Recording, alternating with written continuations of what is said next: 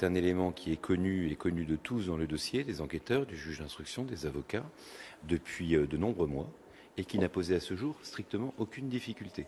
On sait tous qu'un cheveu, ça peut se transformer, qu'elle a effectivement pu monter dans la voiture de travail de son fils, c'est un point sur lequel il faudra revenir, mais que le fait qu'un cheveu se retrouve dans une voiture sur un siège, puis ensuite se transporte dans un véhicule, ça ne pose aucune difficulté. Il faut savoir qu'à ce jour, et c'est toujours le cas, la maman de Jonathan n'a jamais été soupçonnée de rien. Elle a été entendue à titre de simple renseignement et je trouve désagréable que d'abord la lettre de M. Grégory Guay soit parvenue au journal Le Nouvel Observateur en parallèle de son attention directement au juge d'instruction. C'est assez étonnant comme procédé. De deux, j'attire votre attention sur le fait que M. Grégory Guay est partie civile dans ce dossier, qu'il n'est pas enquêteur et qu'il n'est pas juge d'instruction ni procureur de la République. Je pense que chacun doit rester à sa place et je trouve aujourd'hui son intervention assez étrange pour le moins.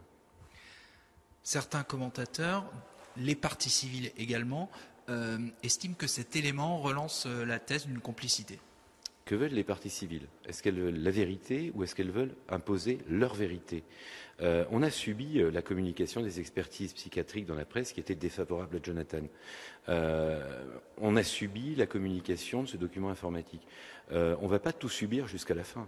Je trouve totalement anormal la façon dont les parties civiles viennent de procéder avec cet élément-là qui est annoncé comme étant un élément nouveau. Or, ce n'est pas un élément nouveau, c'est totalement erroné.